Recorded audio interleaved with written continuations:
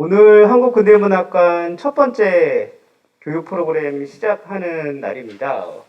올해는 총 3번의 프로그램이 예정되어 있고 오늘이 첫 번째 행사가 되겠습니다. 먼저 오늘 행사를 같이 공동 주관하게 된 성균관대 국문과하고 성균관대 국문과 BK21 사업단의 여러 교수님들께 감사 말씀드리고요.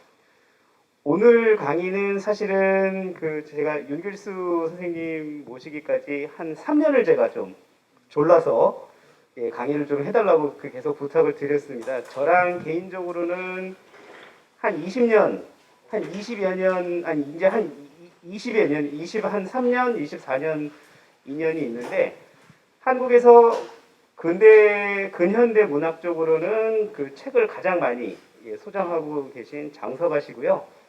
그리고 문화재로 지정된 지금 문학책이 유일하게 김성월의 진달래꽃 초판본이 지정이 되어 있는데 그 진달래꽃을 소장하고 계신 소장가분이시기도 하고, 그리고 한용운의 님의 침묵 초판본을 비롯해서 그러니까 윤길수 스님이 안 갖고 계신 책은 한국에 없다라고 이렇게 생각하실 정도로 이렇게 많이 갖고 계시고요. 제가 한 20년 전부터 이 책에 대한 그 다양한 이야기를 이렇게 들으면서 저도 국문과에서 뭐 박사학위까지 했지만 교실에서 들을 수 없는 얘기거든요. 이게 실제, 그리고 또 윤길수 선생님은 실물을 갖고 얘기를 하시기 때문에 연구자들이 잘못 알고 있거나 그다음에 아예 모르거나 이런 서지적인 사실들을 들을 때마다 제가 너무 재미있어서 한 3년 전부터 저 혼자 듣기는 너무 좀 아깝더라고요. 이 재밌는 이야기를. 그래서 좀 인천 시민들하고 같이 좀 이렇게 공유하면 어떨까 하는 생각이 더 했고요. 그리고 올해 또 초에 운명 책을 탐하다라는 두 번째 책을 내셨습니다. 거기 보면 어떻게 장서가의 길로 들어갔고 그다음에 어떤 책을 어떻게 모았고 이런 얘기가 있어서 일단 제가 너무 재밌게 읽었고요. 사실 그 책 말고도 또 훨씬 더 많은데 지금 또 계속 그 다른 내용은 집필 중이라고 하십니다. 그럼 오늘 저는 이 정도까지만 얘기하고 윤길수 선생님께 마이크를 넘겨서 강의 두도록 하겠습니다.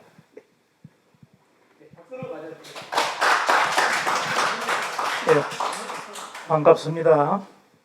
지금 우리 한 박사님께서 저를 아주 과하게 칭찬해 주셨는데 저는 그저 책을 좋아하는 사람, 저는 이렇게 늘 명함에도 한 15년 전에 이제 퇴직을 하고 나서 명함에도 뭐 직책이 없잖아요. 퇴직하니까, 그죠? 정년 퇴직하는. 그래서 책을 좋아하는 사람 이렇게 타이틀을 붙였더니 좋네요. 이런 얘기 좀 들었거든요. 여러분들 이렇게 정말 만나게 돼서 정말 반갑습니다. 실은 제가 이쪽은 그렇게 자주 온 지역이 아니라서 오늘 차를 운전하고 오는데 굉장히 제가 지금 여기 병목 현상이 많더라고요. 오다 보니까 차가 많이 막혔는데 하여튼 여러분들 정말 만나게 돼서 저는 참 너무 영광이기도 하고 반갑기도 하고 그렇습니다. 며칠 전에 경인일보 기자하고 실은 이 강의 문제 때문에 제가 인터뷰를 했는데요. 인천 시민을 만나게 되면은 뭐 어떤 소감이 뭐 어떨까요? 뭐 이런 아주 질문을 저한테 하길래 아니 인천 시민이나 뭐 서울 시민이 다릅니까? 그래서 제가 그냥 한마디로 이렇게 저는 이제 기자님한테 말씀을 드렸어요. 근데 여러분들도 잘 아시는 시인인데 정현종 시인이라고 여러분들 잘 아시잖아요. 이분 시인의 방문객이라는 시가 있어요. 이게 널리 알려져 있는 시거든요. 방문객이라는 시는 이제 어떤 내용이냐면 제가 오늘 방문객 아닙니까? 그죠? 여러분들을 만나러 온 거예요. 근데 저는 거꾸로 방문객 시 내용이 뭐냐면은 사람을 만나러 가는 일은 아주 어마어마한 일이다. 이렇게 내용이 돼요. 그리고 왜 어마어마하냐? 여러분의 일생을 제가 만나러 가는 그런 얘기예요. 그러니까 참, 여러분들도 오늘 제가 살아온 인생이 궁금하잖아요. 저 역시 실은 여러분들이 현재 오늘 여기 저하고 만나기까지 어떤 삶을 살았는지 저도 참 제가 기자분한테 그랬어요. 저 흥분됩니다. 굉장히 그 기대도 되고 여러분들은 과연 참 어떤 삶을 살았을까? 그래서 우리가 사람을 만나는 거는 저는 참 우리 삶에 있어서 굉장히 중요한 일의 하나다. 전혀 모르는 사람을 가서 만난다는 거 실은 이게 어려운 일이지만은 내가 그 살아온 분의 상대방의 삶을 존중하고 또 내 이야기를 또 들어주고 오늘 그런 자리 아닙니까? 그래서 이제 경인일보 기자님한테 그런 제가 참 며칠 동안 제가 설레고 흥분이 됩니다. 어떤 분이 제 강의에 오실지 그렇게 말씀을 드렸고요. 두 번째, 그 기자분이 저한테 또 이런 질문을 하시더라고요. 제 강의를 통해서 여러분들에게 전해주고 싶은 메시지가 뭐냐? 네. 그래서 그 답을 하는데는 이제 1분도 안 걸렸어요. 요즘 우리가 흔히 소확행이라는 말을 여러분들 많이 들어보셨을 거예요. 작지만 확실한 행복. 나는 이거를 들려주고 싶다. 이걸 제 강의 시간에 오신 분들이 얻어갔으면 좋겠다. 더 바랄 나위도 없다. 우리가 늘 어떤 그 눈높이를 너무 높은데 이렇게 세우고 너무 목표를 크게 잡다 보면은 굉장히 힘들잖아요, 사는 게. 그죠? 그런데 그걸 낮추고 우리가 일상에서도 어떤 소소한 이런 일상 가운데에서도 어떤 행복을 얻는 일은 많거든요. 제가 오늘 저도 이제 올해 70이 넘은 나이인데 이 나이에 살기까지 저는 지금 아주 노후에 이제 노년에 뭐 70 넘은 노인 아닙니까? 그러니까 이제 그 노년의 삶을 살면서 굉장히 저는 지금 아주 인생의 최고 행복한 날을 보내는 것 같아요. 근데 제가 살아온 길이 여러분들한테 자랑할 게 하나도 없어요.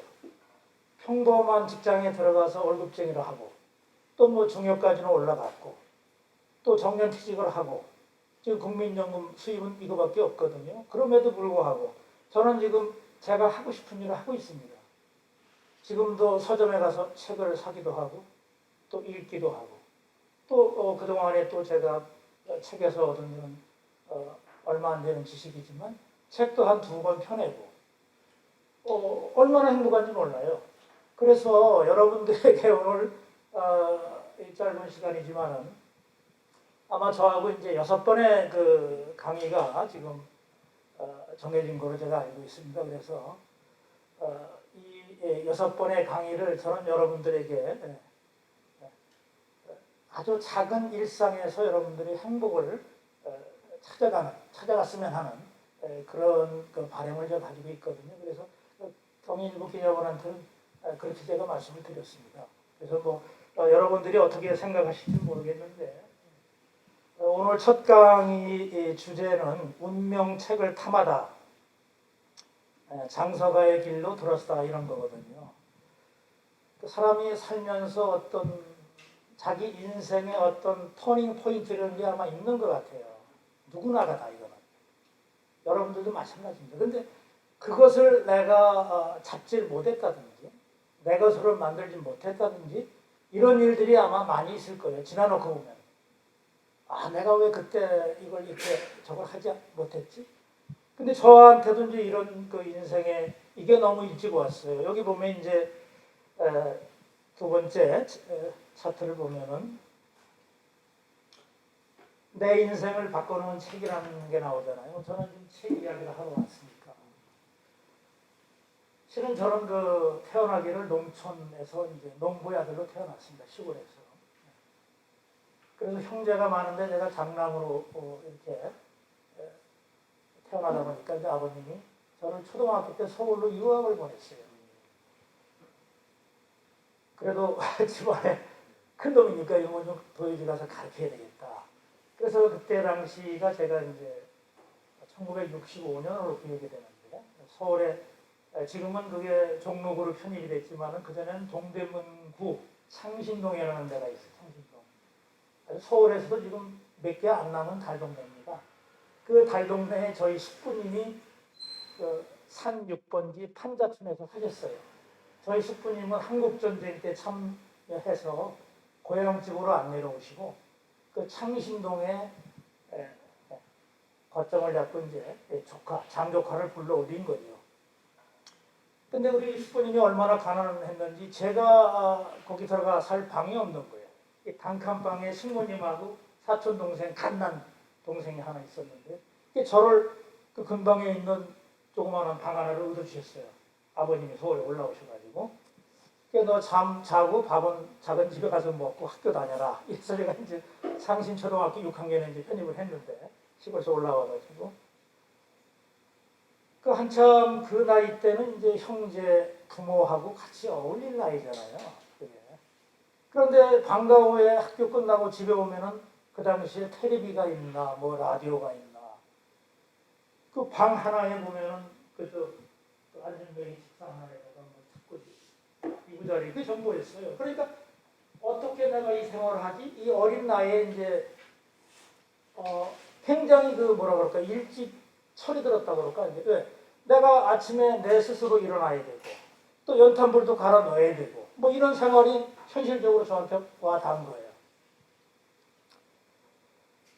그래서 그 초등학교를 졸업하고 저는 이제 서대문에 있는 그 학교에 이제 제가 그때 당시 뭐 시험 쳐 들어갔으니까 그 중학교 시험도 제가 담임 선생하고 상의해서 내가 지원해서 이제 그 입학해가지고 다녔거든요. 그러니까 제가 그때 학교 다닐 때는 전차가 다녔을 때 전차.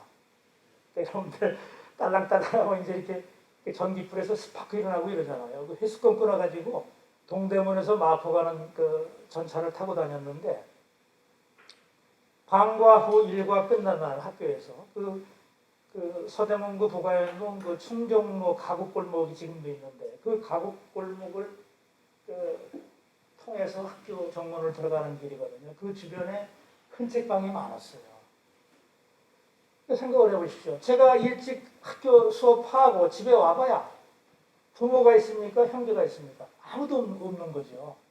그러니까 그 서점을 드나들면서 거기서 책을 가까이 하게 됐습니다. 제가 뭐 책을 알아서 그렇게 한 게 아니라 유일한 내 시간을 보낼 수 있는 낙이 책방이었어요. 책방.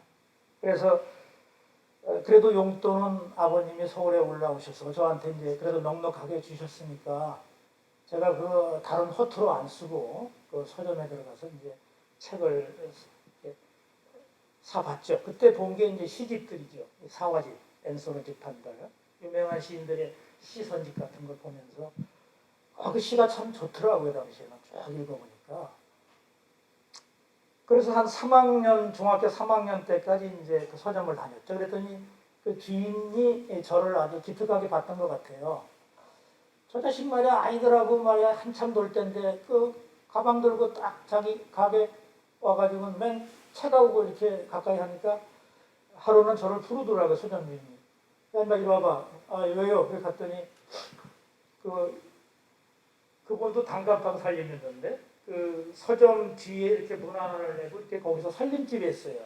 그때 당시에 그 서점 주인도 지금도 이제 얼굴에 내가 아주 기억에 자세히 남아 있는 분인데 보자기에 싼 책을 두 권을 저한테 보여주는데 바로 이 책이었어요. 지금 이게 뭐냐면은 왼쪽에 있는 책이 조선일보사에서 1938년이면 일제시대 때거든요. 그러니까 현대조선문학전집 1권 시가집입니다. 시가집. 그러니까 유명한 시인들의 시선집이죠. 여기.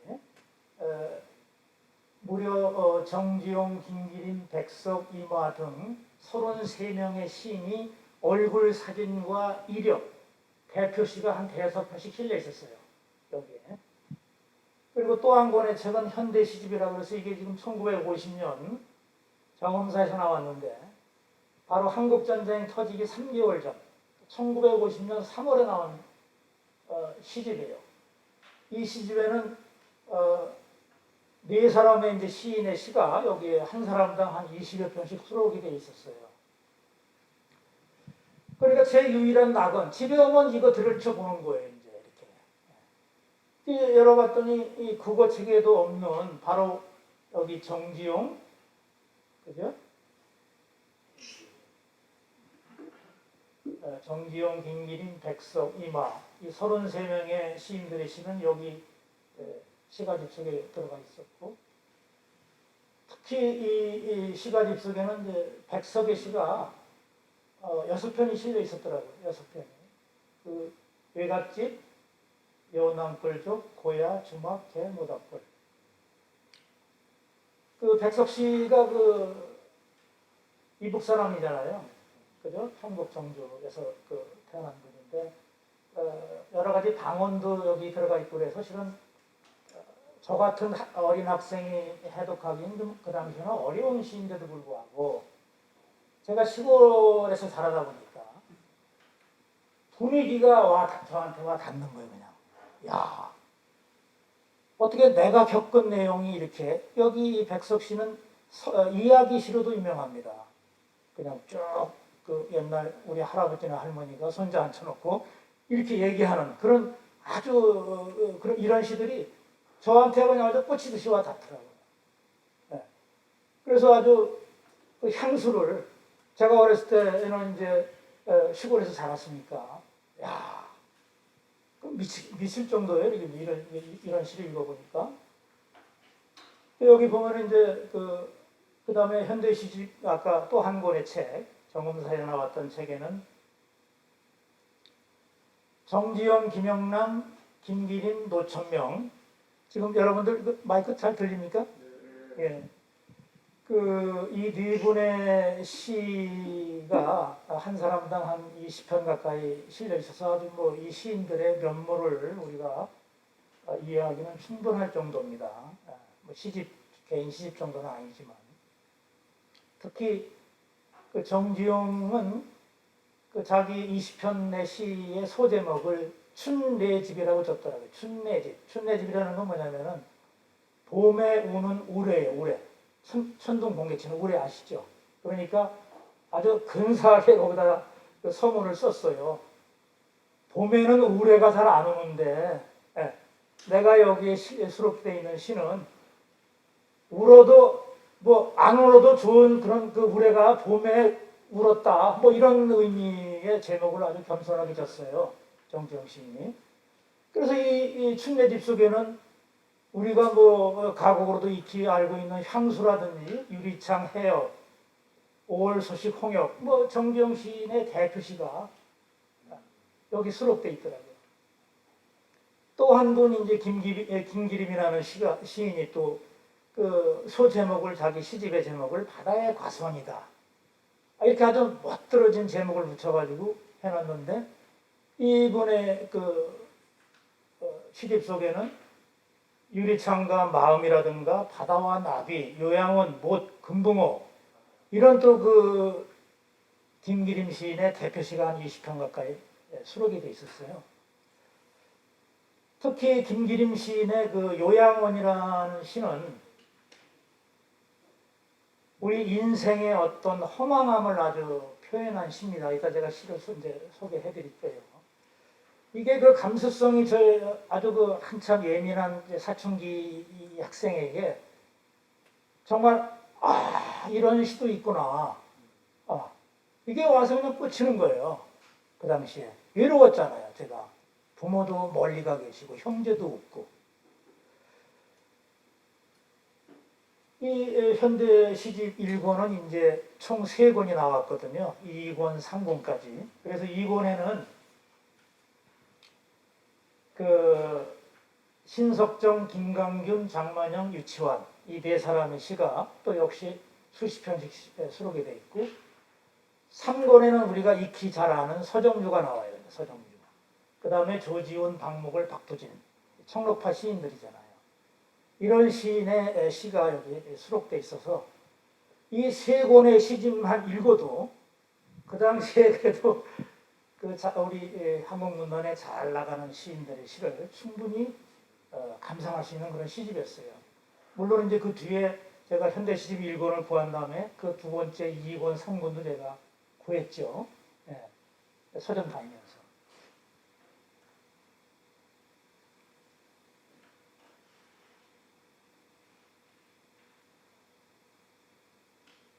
아까 앞에 일갓집이 그냥 넘어갔는데 이걸 제가 넘어갔는데. 네.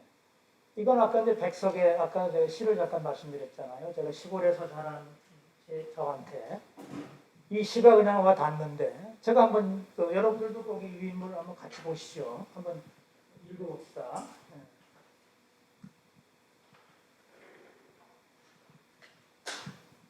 내가 언제나 무서운 애갓집은 초저녁이면 안팎마당이 그득하니 하얀 나비 수염을 물은 보득지근한 복족제비들이 시굴시굴 모여서는 짱짱짱짱 새스럽게 울어대고 밤이면 무엇이 기와골에 물이 돌을 던지고 뒤우란 배나무에는 째듯하니 줄등을 헤어달고 부뚜박에 큰 솥 적은 솥을 모조리 뽑아놓고 재통에 간 사람의 목덜미를 그냥 내려 눌러선 잿다리 아래 쳐박고 그리고 새벽녘이면 고방 시렁에 제국제국 얹어둔 모랭이 목판 시루며 함지가 땅바닥에 넘나르니 널리는 집이다.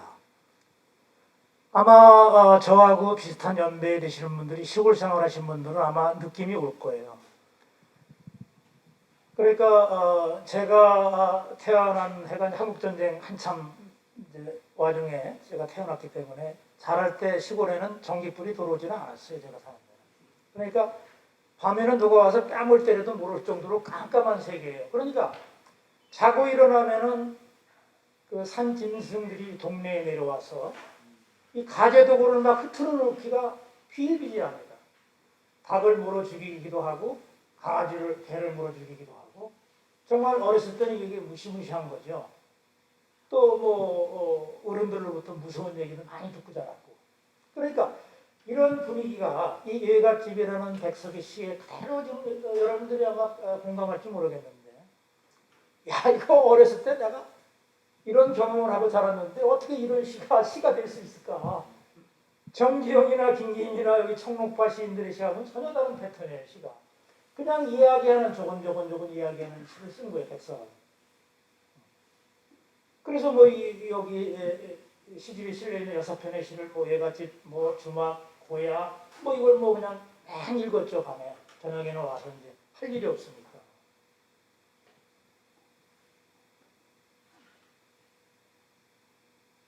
아까 제가 말씀드린 이제 김기림이라는 분은 참 1930년대에 정지용과 김기림 두 사람은 우리 한국 문단을 주도했던 사람 중에 한 사람들입니다. 그러니까 김기림은 문학의 이론, 쉽게 얘기하면 창작과 실은 그 비평을 같이 한 분인데 한국 문단을 어떻게 보면 설계했다고 봐도 돼요. 그 많은 사람들한테 영향을 준 사람들이 시를 어떻게 써야 된다. 일본에 유학 가가지고 대학을 2군데나 마치고 온 사람 아닙니까? 우리나라 최초로 영미문학을 또 전공한 사람이거든요. 그러니까 김기림은 하나의 설계자다. 우리 문단에. 그런 반면에 정지용은 김기림이 설계한 그 내용에 의해서 창작을 한 사람이다. 시를. 그러니까 두 사람은 뭐 쌍두마차였어요. 1930년대 문단에서. 그 김기림의 아까 그 바다의 과수원이라는 이게 서문입니다. 이 서문. 이 서문도 참 내용을 제가 한번 소개해 볼게요. 여러분들 같이 한번 공감을 한번 해보죠.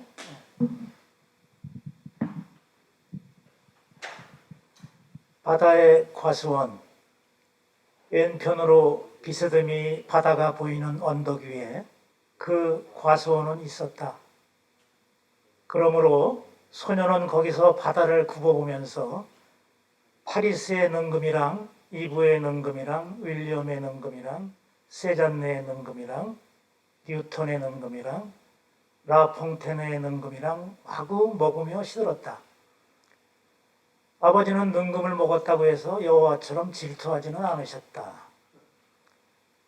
자그만 눈 사부랑이에 스며드는 바다, 그 무안에 닿을 줄만 알았던 그 바다 저편에 묻이 또 있다는 것을 지리시간에 배운 날은 정말 슬펐다. 그 잃어버린 무안을 메우노라 소녀는 할 수 없이 시를 쓸 수밖에 없었다. 여기 실은 것은 주로 태양의 풍속, 바다와 나비에서 뽑은 8.15 이전의 것으로 무릇 이 바닷가 과수원에서 준 병든 열매들이다. 기림, 김기림이 한 거죠. 여기에 나오는 소녀는 바로 시인 자신입니다. 시인. 그리고 이 바다의 과수원이 실제 존재했던 그런 과수원이에요. 그러니까 김기림이 함경북도 송진이 고향인데 송진이 바닷가 근방이거든요. 거기서 조금만 걸어 나가면 그 바다가 나왔어요. 그리고 이 김기림 시인은 수만 평의 과수원을 가지고 있었던 지주의 아들이었습니다. 그런데 일찍 아버지와 어머니를 여의고 고아가 됩니다. 뭐 형제는 물론 있죠. 그러니까 이 김기림은 늘 그 송진 그 자기 고향 마을에서 조금 밤모퉁이에 돌아 나오는 바닷가니까 늘 바닷가에서 조약돌을 주워가지고 돌팔매를 던졌어요. 그러니까 그런 이 김기림의 성장 배경이 이 바다의 과수원에는 그대로 남아 있습니다. 그러니까 어린 소년이 인생을 실은 깨닫게 되는 거예요. 이 내용은. 내가 무한정 살 줄 알았더니 인생이 무한한 게 아니라 유한하구나. 그걸 지리시간에서 배웠기 때문에 이 시인은 그 무한을 메꾸려고 시인이 될 수밖에 없었죠. 그런 내용이거든요. 이 서문 내용. 아주 참 김기림과 쌍벽을 이룰 정도로 아주 감각적인 시를 쓴 분이거든요, 이분이. 자, 이런 거를 제가 중학교 때 저도 소년이 이런 걸 딱 읽었을 때 어떤 느낌이 감흥이 와닿겠어요. 야, 인생이 정말 슬프구나. 이건 나도 결국 뭐 때 되면 죽는 거 아니야? 예. 바로 이 요양원이라는 시가 그런 시거든요. 이것도 한번 같이 한번 제가 낭독을 해드리겠습니다. 요양원. 저마다 가슴속에 암정을 기르면서 지리한 역사의 임종을 고대한다. 그날의 동물의 습성에도 아주 익어버렸다. 표본실의 착한 윤리에도 아담하게 고정한다. 인생아, 나는 용맹한 포수인 채 숨차도록 너를 쫓아댕겼다. 너는 오늘 간사한 메추라기처럼 내 발 앞에서 포도독 날아가 버리는구나. 이 요양원이라는 거는요, 우리가 사는 세상을 얘기합니다. 우리가 사는 세계. 네. 지금 우리가 요양원 그러면 코로나 현상되죠. 걸린 사람 거기 들어가는 거 아닙니까, 요양원? 여기서 요양원은 그런 게 아니죠. 우리가 태어나서 사는 이 세상. 누구나가 암종을 기르면서 살잖아요. 암종은 뭐예요? 죽음의 씨앗입니다. 인간은 태어나면서 누구나가 죽게 돼 있어요. 그 암종을 가슴에 안고 태어나는 거예요. 씨앗으로.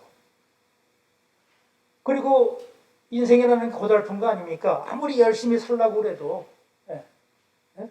그래서 어쩔 수 없이 우리는 열심히 살게 되잖아요. 여기 보면은 동물의 습성에도 아주 익어버렸다. 이런 관습, 이런 사회제도. 우리가 순종하고 살 수밖에 없었던 거예요. 그런데 죽음이라는 건 예고 없이 찾아오는 거 아닙니까? 어느 날 갑자기. 이 메추라기라는 새는 굉장히 경망스러운 새라고 알려져 있어요. 학자들 사이에서도. 그래서 사람이 가까이 가기까지는 안 날아가요. 새가 숨어 있다가. 적당히 순간에 아주 경거망동하게 푹 날아가 버리는 거예요. 인생 죽음이라는 게 그런 거예요. 내가 죽을 줄도 모르는데 어느 날 아침 갑자기 메추라기 마냥 푹 날아가 버리는 거예요. 그러니까 자고 일어나면 암흑에 뭐 부고 이런 거 받잖아요. 죽음이라는 건 예고 없이 찾아오는 거거든요. 그러니까 이런 요양원이라는 시, 이게 김기림의 어떻게 보면 잘 알려져 있지 않은 시예요. 김기림의 대표작을 오히려 바다와 나비 같은 걸 따로 학자들은 하는데 저는 그렇게 접근하지 않아요. 그래서 여러분들이 제 강의 듣는 분들은 한국문학사를 다시 제가 알려드리는 것도 많을 겁니다. 교과서에 없는 거. 그리고 저는 제가 경험한 그런 시를 여러분들에게 알려드리는 거예요. 남이 뭐 이게 명시다 이런 거를 제가 알려드리는 게 아니라. 그러니까 요양원이 그런 시입니다. 이러니 그 감수성이 예민한 그 학생이 벌써 이 문학에 깊이 빠져들 수밖에 없잖아요. 왜? 외로우니까 집에 아무도 없고. 그러니까 문학 열병이 걸릴 수밖에 없죠. 그러니까 교과서에 나오는 시 가지고는 제가 만족을 못한 겁니다. 그래서 제가 학교 앞에 있는 그 단골 책방 주인한테 한번 찾아가서 좀 본격적으로 좀 시집을 사서 읽고 싶은데 이거 어디 가면 시집을 삽니까? 이렇게 물어봤어요, 제가. 그랬더니 이분이 인사동의 경문소림을 저한테 소개를 해주는 거예요. 김대기의 엽서라는 시는 고등학교 1학년 때 국어 선생님이 이제 지금 생존해 계신데 이렇게 첫 수업에 들어오셔가지고 자기 이름 칠판에 딱 쓰고 이 시만 딱 적어놓고 얘기를 안 하고 딱 있는 거예요. 학생들 자르고. 한 사람 이렇게 세워서 한번 읽어봐 이러는 거예요. 보십시오. 나의 고향은 급행열차가 서지 않는 곳. 친구야 놀러 오려거든 3등 객차를 타고 오렴.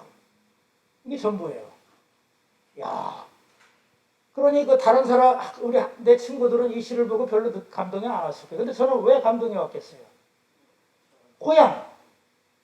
야, 저 3등 열차가 아니라 특급 열차를 타고 내 고향을 가고 싶은데 이 시가 또 저한테 가슴에 꽂히는 거예요. 저는 이 시를 사회에 나와서 나이 50줄에 들어서 제가 그때 동창회장을 할 때 같은 동기 이 은사님을 제가 초대했어요. 송년 모임 때. 그리고 제가 이분한테 이 시가 누가 쓴 시며 제목이 뭡니까? 제가 여쭤봤어요. 그랬더니 국어 선생님이 김대규 시의 엽서라는 시다. 김대규 시인이 1967년도 시집에 수록되어 있는 시예요. 이 시를 어린 학생이 내가 숙소 전세방 담벼락에 붙여놓고 늘 암송했어요. 지금도 줄줄줄 외웁니다. 뭐 어려운 시가 아니니까. 이래서 아까 제가 말씀드린 대로 도저히 이거 가지고는 양이 안 차니까 본격적으로 시집을 좀 사야 되겠다, 수집해야 되겠다. 이래서 제가 이제 서점 주인, 학교 앞에 서점 주인 소개를 받아가지고 인사동 경문서림을 찾아갔어요. 바로 이분이에요. 송혜룡 선생님입니다. 이분 1935년생인데 돌아가셨죠, 지금 물론. 마도로스 파이프 딱 물고 딱 이런 분이 여기 앉아 계신 거예요. 그런데 여러분들 생각을 해보십시오. 지금 인사동에 통문관이라든가 고서점 몇 개 안 남아 있어요. 학생이 고서점 고서점 문을 열고 들어가기가 쉽지 않아요. 한참 나이 든 노인네가 앉아 있는데 뭔 책 사러 와서 입에 떨어지지는 않습니다. 아마 여러분들 경험해보는 분들은 이해할 겁니다. 이 어린 중학생이 빡빡머리 깎고 모자를 쓴 중학생이 문 딱 열고 들어와서 딱 들이댄 게 뭐냐면은 정지영 시집 있어요? 이마에 현해탄 있어요? 이렇게 얘기를 한 거예요. 이게 1968년입니다. 이때가.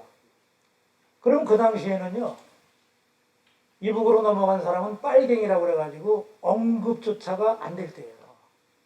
그런데 어린 학생이 빨갱이 시인의 시집을 사러 왔으니 기가 막힐 거 아닙니까, 주인이. 글자 그대로 갑자기 일어나더니 나를 갖다가 딱 이렇게 멱살을 잡더니 가방채 확 문으로 밀어가지고 제가 길바닥에 주저앉았어요. 아저씨 저 돈 있어요. 막! 이 어린 학생놈이 빨갱이 책을 찾아! 이러고 그냥 문전박대를 받고 제가 쫓겨난 거예요. 저는 그 이유를 몰랐어요. 이유를. 그랬는데 나중에 이 송 선생님하고 이 가게 주인하고 친하게 되다 보니까 나를 이 얘기를 해주는 거예요. 네가 종로경찰서 형사가 보낸 프락치로 생각을 했다는 거예요. 그 당시에는 함정 단속을 많이 할 때입니다. 정보과 형사들이요. 하루에도 몇 번씩 그 인사동 그 거리를 왔다 갔다 할 때예요. 그래서 서점에 갑자기 들이닥쳐가지고 이런 불온 서적을 파나 안 파나. 팔다 걸리면 무조건 구속입니다. 이 당시에는. 용공서적이라고 그래가지고 이게 용납이 안 된 시대였어요. 군사정부 시대에. 이런 어린 중학생이 이런 빨갱이 책을 사러 왔으니 기가 막힐 거 아니에요. 그래. 저도 참 뭐가 씌인 사람이지. 그 웬만한 사람 같으면 여기 다시 안 올 거 아닙니까? 근데 계속 갔어요. 그랬더니 한 번은 딱 가게 안으로 불러들이더니 문을 딱 걸어 잠그고 앉혀놓고, 네가 지금 왜 이런 책이 필요하냐? 대학교 들어가서도 얼마든지 연구할 수 있는데 지금 너 중학생이 지금 이런 책이 왜 필요하냐? 그래 있는 그대로 얘기했어요. 제가 정지용 시집에 이런 그 선집이 있는데 그 시인의 시가 너무 좋아요, 선생님. 이 시인의 개인 단독 시집을 좀 사고 싶습니다. 거기에는 시가 뭐 몇십 편 실려 있을 거 아닙니까? 그러니까 정지용 시인의 그 시선집에 들어가 있는 20여 편 가지고는 제가 양에 안 찼던 거죠. 100편이고 200편이고 더 이 사람 시를 읽어야 되겠다. 그런 욕심이 앞서서 참 이때는 철이 없었을 때니까. 그래 이 선생님이 기특하게 본 거죠. 이제는 제목이 송 선생에게 사숙하다. 이 병문소림의 송혜령 선생이 제 어떻게 보면 사회에서 만난 스승이나 마찬가지입니다. 저한테는. 이 어린 학생 앉혀놓고 책을 모으는 방법과 책을 저한테 알려줬어요. 이러이런 책을 사봐라. 이러이런 책이 명작이다. 이러이런 책은 꼭 필요하다. 이걸 누가 알려줍니까? 그래가지고 처음에는 시집하고 수필집을 저한테 사보라고 알려주더라고요. 왜 그랬겠습니까? 시집이나 수필집은요, 자기가 읽고 싶은 몇 페이지만 읽어도 돼요. 그죠? 짧으니까 딱 읽고 덮어놓고 다음에 와도 또 되잖아요. 근데 소설은 한 번 읽으면 끝까지 읽어야 되잖아요. 얼마나 두껍습니까?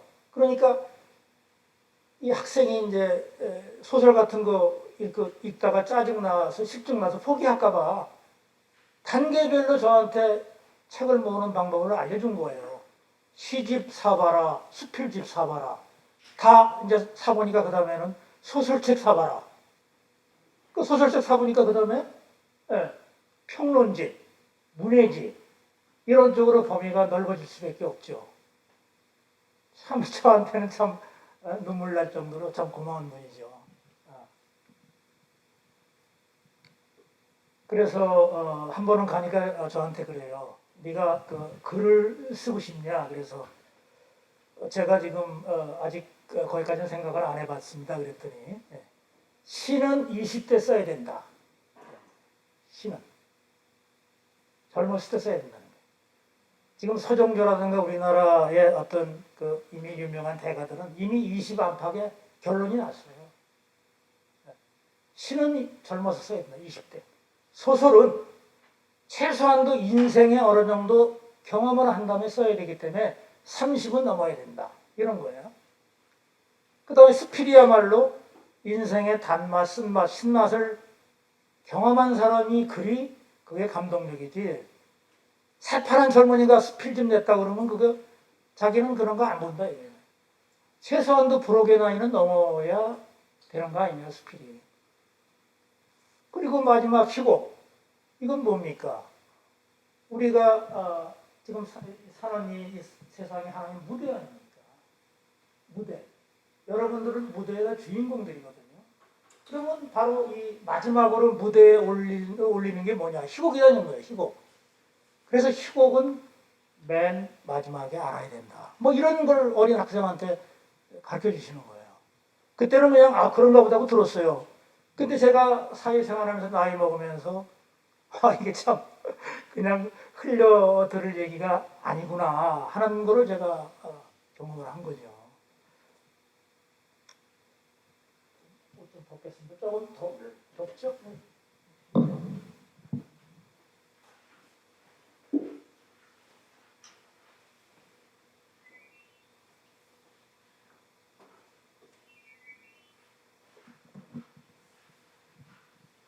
그래서 이 서점을 통해서 제가 이제 교과서에 나오는 사람만이 아니라 그러니까 이북으로 넘어간 사람들을 제가 많이 알게 됐어요. 이분이 알려주는 거예요. 정지용이라든가 김기림, 이태준, 홍명희, 이기영, 한소랴, 김남천 이런 분들은 그 당시 일제 강점기에 우리 문단에 중심적으로 활동했던 인물들이에요. 이런 사람들을 제가 학교 다닐 때 교과서에 단 한 줄도 안 나옵니다. 그저 나오면은 정하고 이렇게 복자, 동그라미, 용, 정지용이죠. 김, 복자, 림. 이렇게 학자들 논문에도 그렇게 표기가 돼야지 정지용, 김기림 이렇게 인쇄가 되질 않았어요. 그 우리 불행한 그런 문학사의 역사가 있지 않습니까? 우리가. 그래서 이분이 저한테 그러는 거예요. 알맹이는 북으로 다 넘어가고 지금 여기 한국에 남아있는 사람은 쭉정이만 남았다는 거예요. 그래서 내가 기가 막혀서 아니 지금 그러면 내가 학교 다니면서 그럼 쭉정이들 그만 공부했다는 얘기냐? 정신이 번쩍 드는 거예요. 그러면 이 알맹이 책 좀 구합시다. 이럴 수밖에 없잖아요. 그 도대체 알맹이 책이 어떤 책입니까? 네.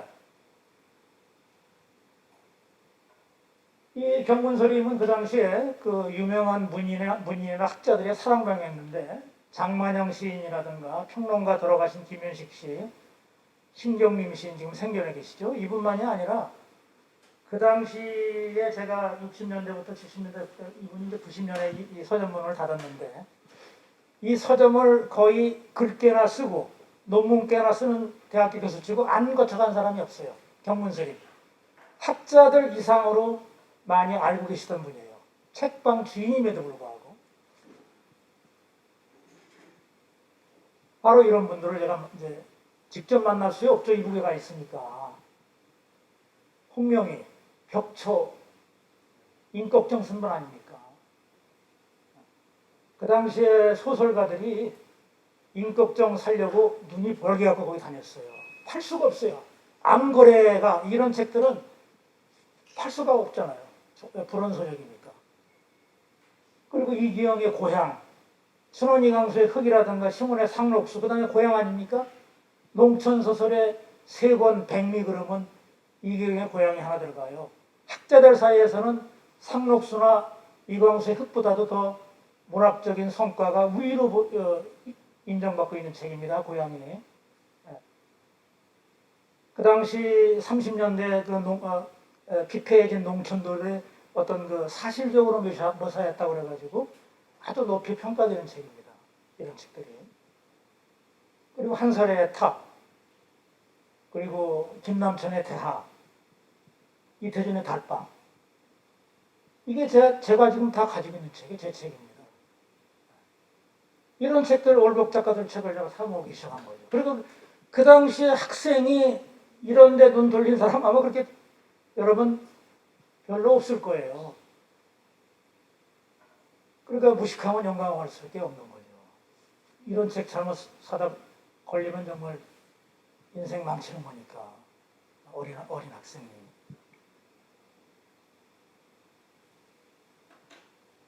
제가 경문서림에서 이제 그 처음 접했던 책이 상어 이태준의 상어문학 독본과 문장 강화라는 책이었습니다. 이걸 제일 먼저 샀어요. 이 경문서림에서. 이 상어문학 독본에는 상어 이태준이 자기 소설이나 수필에서 아주 공들여 썼다는 그런 문장을 따로 뽑아서 여기 독본에다 올려놓은 거예요. 그래서 제목을 소나기, 책, 목수들, 산장, 낚시터, 사냥, 불국사, 농곤 이거 이외에도 뭐 책 한 권에 다 이 양반 공들여 썼다는 그런 아주 정말 그 아름다운 문장들을 여기에다 수록된 책이에요. 그러니까 이거 한 권 읽으니까는 요점 정리가 되는 거예요. 야, 글은 이렇게 쓰는 거구나. 문학이 이렇게 아름답구나. 제가 이 중에서도 그 목수들이라는 이 수필인데요. 제가 성북동 수연산방이라고 그래서 상어 이태준이 살다가 북한으로 가고 지금 집만 지금 남아 있는데 그 먼 친척이 거기 지금 차를 팔고 있어요. 차. 많은 사람이 여기 옵니다. 성북동에. 수연산방을 꼭 들려요. 많은 사람들이. 이태준의 생가니까. 생가가 아니고 이태준이 살던 집이니까. 이 목수들이라는 수필은 어떤 내용이냐면요. 바로 그 수연산방 그 기와집을 지을 때 목수들이 그 마당에서 대패질하고 정으로 쪼고 하는 그 광경을 그대로 수필로 쓴 거예요. 제가 이 수연산방 그 캔머리에 앉아가지고 커피 한 잔 딱 뽑아서 이렇게 앉아서 커피를 음미하는데요. 제 귀에 환청이 들리는 거예요. 무슨 환청이 들렸겠어요? 이 집을 지을 때 목수들 소리가 제 귀에 들리는 거예요. 야, 줄은 똑바로 맞춰. 이렇게 박아야지. 이게. 이렇게 아름다운 집을 지어놓고 왜 이 사람은 이북으로 넘어갈 수밖에 없었을까? 이게 지금도 퀘션 마크거든요. 지금 여기 관광지입니다. 수연산방이. 성북동에 가면 꼭 들릴 코스예요. 많은 사람들이. 그런데 이런 사연을 알고 가는 사람이 많지 않아요. 그냥 상어 이태준이 여기서 살다가 이북으로 넘어간 집이구나 이런 정도만 알지. 특히 상어 이태준의 수필에 조숙이라는 수필을 보면은요, 이제 무소록이라는 수필 집에는 이게 수록이 안 돼 있는데 따로 수록이 안 된 수필인데, 상어는 이 집을 지으면서 이렇게 그 수필에 나와요. 나는 이 집에서, 이 수연산방 집에서 나이가 60, 70, 90, 100세가 되기까지 좋은 글을 쓰다가 죽겠다. 이렇게 토로를 하고 있어요, 이 사람이. 그러면 상어 이태준이 평양에 넘어가서 거기에 안착하면서 과연 남쪽에 지어놓고 온 이런 수연산방 자기 집을 지금 어떻게 생각을 하고 있을까? 죽을 때 제대로 눈을 감았을까? 참 아이러니한 거 아닙니까? 어떤 이데올로기에 의해서 자기가 사는 터전을 버리고 이북으로 넘어가 버렸잖아요.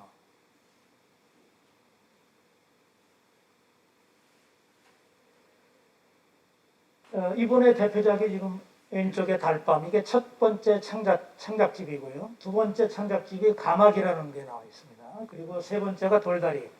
이 세 권은 일제강점기에 나왔고요.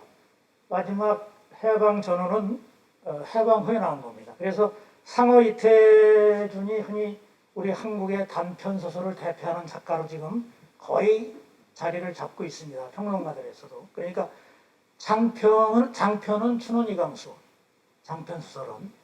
단편 소설은 누구냐? 상어 이태준. 이렇게 좀 거의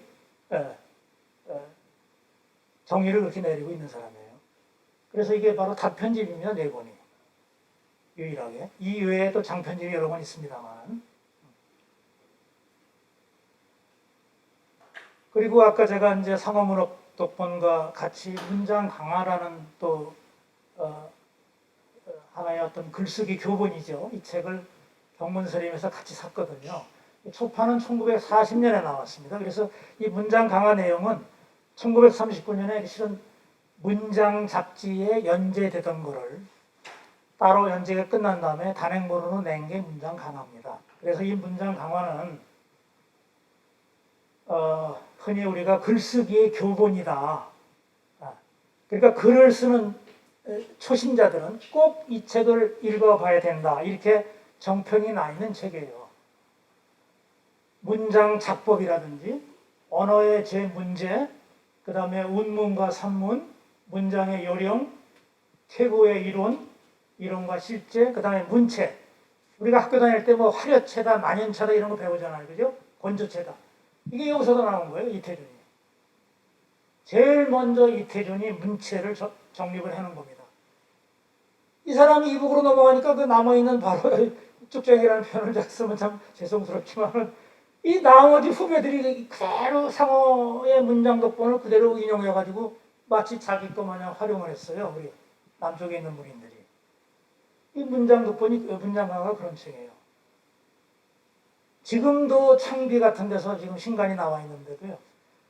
그 글 쓰는 사람들이 끊임없이 이 문장 강화를 구입해서 지금 글쓰기 공부를 하고 있는 책입니다. 일종의 교재입니다. 교재. 글쓰기 교재. 이 문장 강화에는 이 아까 독본에는 자기가 공들여 쓴 그런 문장들을 보다 수록했다고 했지만 이 문장 강화에는 이북으로 넘어간 사람이나 이남 사람이나 뭐 40년에 나온 거니까 같이 문단에서 활동했던 문인들의 아주 명문장이 여기 다 들어가 있어요. 100여 편의 문장이 수록되어 있어요. 아주 명문장들입니다, 정말. 그걸 상어가 아주 골라서 여기다 집어넣은 거예요. 몇 개만 제가 소개해드리면은 이건 제가 정말 그 줄줄줄 읽을 정도로 정기용의 촛불과 손, 이 시입니다. 정기용의 시. 아마 여러분들 이 시 아마 처음 들어봤을 거예요. 뭐 유리창이라든가 향수라든가 뭐 이런 거는 많이 들어봤지만 촛불과 손, 아마 이거 언급한 사람은 아마 저밖에 없을 거예요. 이태준 빼놓고. 그 다음에 김기림의 여행, 이게 수필입니다. 수필. 여행. 이광수의 우독성, 이것도 수필입니다. 그 유명한 이상의 성천기행, 권태, 성천기행, 이거 아주 명수필 아닙니까? 그 다음에 주요섭의 미운 간호부, 이원조의 눈 오는 밤, 나도양의 금음딸, 이선희의 고개사. 뭐 여기 제가 이 조그마한 슬라이드 안에 내용을 제가 다 담을 수 없었지만은 정말 어마어마한 그런 그 훌륭한 글들이 문장 강화에 수록돼 있어요. 그러니까 이 원문을 찾아서 저는 읽기 바쁜 거예요, 이제. 그리고 문장 공부가 저절로 되는 거 아닙니까? 좋은 문장을 많이 다독한다 그러면 글쓰기의 가장 기본 아니겠어요? 정지영의 촛불과 선을 한번 같이 감상을 한번 해보죠. 이건 아주 짧은 시입니다. 이게 이제 전문은 아닙니다. 부분입니다. 촛불과 손. 고요히 그신는 손씨로 방안 하나 차는 불빛. 벼랑간 꽃다발에 안긴 듯이 올빼미처럼 일어나 큰 눈을 뜨다. 이게 1931년도 신여성이라는 잡지에 이 시가 처음 발표가 돼요. 그런데 저는 이해가 안 되지만 이 시를 그렇게 평론가들이 언급한 사람을 저는 별로, 제가 뭐 책 저도 어지간히 본 사람인데 이거를 인용한 사람이 별로 좀 본 줄 못했어요. 자, 보세요. 이게 촛불과 손이 뭡니까? 우리가 촛불 필 때 손으로 이렇게 성냥, 그 당시에는 성냥밖에 없으니까 성냥으로 툭 떠가지고 촛불 심지에다 불을 갖다 붙이잖아요. 자, 보세요. 어두운 깜깜한 밤에 유일하게 촛불을 밖에 없어요. 그럼 그 방안을 환하게 켜려고 그러면 성냥가게에다가 성냥으로 칙 건 다음에 촛불 심지에 갖다 대야 촛불이 살아날 거 아닙니까? 그러면 보통 여러분들 자세히 관찰해 봤는데 우리는 촛불은요, 심지가 사전에 불이 안 붙으면 이렇게 꺾여 있어요. 불을 갖다 대야 이렇게 딱 씁니다. 심지가 똑바로 바닥 서요. 쓰면서 불이 환해져요, 이렇게. 야, 이거를 어떻게 벼랑간 꽃다발에 안긴 듯이, 벼랑간 꽃다발에 안긴 듯이 올빼미처럼 일어나 큰 눈을 뜨다. 야, 어떻게 그 촛불 하나를 이렇게 점화하는 과정을 저렇게 묘사할 수가 있을까? 단어 몇 개 가지고. 이건 뭐 정말 천재가 아니면 이렇게 시를 쓸 수가 없죠, 보면. 자, 이런 시를 보고 감동이, 느낌이 없다. 그런 분들을 글 안 쓰시는 게 좋아요. 아주 그냥 감상만 하세요.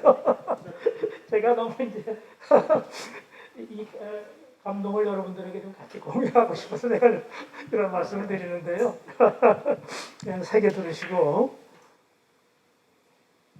그리고 눈 오는 밤. 이게 이제 이원조의 아주 소품, 산문이거든요. 자, 그럼 보세요. 제가 어린 나이에 서울로 유학을 와서 비 오는 여름날, 제가 사는 그 전셋집이 양철지붕이었어요. 여름날 비가 막 쏟아지면 양철지붕에 빗방울 떨어지는 소리가 피아노 건반 치는 거 있죠? 이게 막 완전 무슨 소나타. 지금 그걸 제가 잊을 수가 없어요. 그리고 이 겨울날, 그때 제가 문풍지가 제가 사는 그 전셋방에는 문짝이 옛날 창살이 넘은 짝인데 문풍지가 있었어요. 그 창밖에 막 그 잉잉거리면서 그 막 한방 눈발이 막 그 날리는데 무슨 벌떼 마냥 그 광경을 보고 방 안에 들어앉을 수 없는 거예요. 그래서 저는 뛰쳐나왔어요. 그 눈 내리는 그 창신동 거리로 나와가지고 그 길거리를 막 헤매고 다녔어요. 눈 맞으면서. 이 눈 오는 밤에 그 전경을 제가 경험했던 이런 거로 여러분들이 한번 접근을 해보세요. 제가 한번 또 이거 읽어보겠습니다. 눈 오는 밤. 눈 오는 밤이면 끝없이 뻗친 큰 길을 걷는 것이 좋다. 가등은 모두 눈물에 어린 눈동자처럼 흐리고 하늘은 부풀어 오른 솜꽃같이 지평선에 들이운 밤길을 유령과 같이 혼자서 걷는 것이 좋다. 이러한 길을 걸을 때는 누구와 더불어 이야기하는 것도 너무 번잡한 노릇이다. 발밑에서 바사삭 바사삭 눈 다져지는 소리를 들으면서 나는 내 혈관이 가을 물처럼 맑아지는 것을 깨닫는 때문이다. 이렇게 걸어가다가 다리가 지쳐지면 나는 그적새야 비로소 길가에 적은 등불이 깜빡거리는 술집을 찾아 드는 것이다. 슬라이드가 이게 감춰져 있네.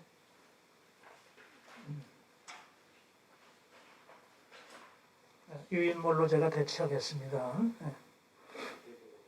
되도록 독한 술을 달래서 권하는 이 없이 잔을 거듭하노라면 대개는 저쪽 복서에서 과거를 모를 헛수룩한 늙은이가 역시 혼자서 술잔을 기울이고 앉아있는 것이다.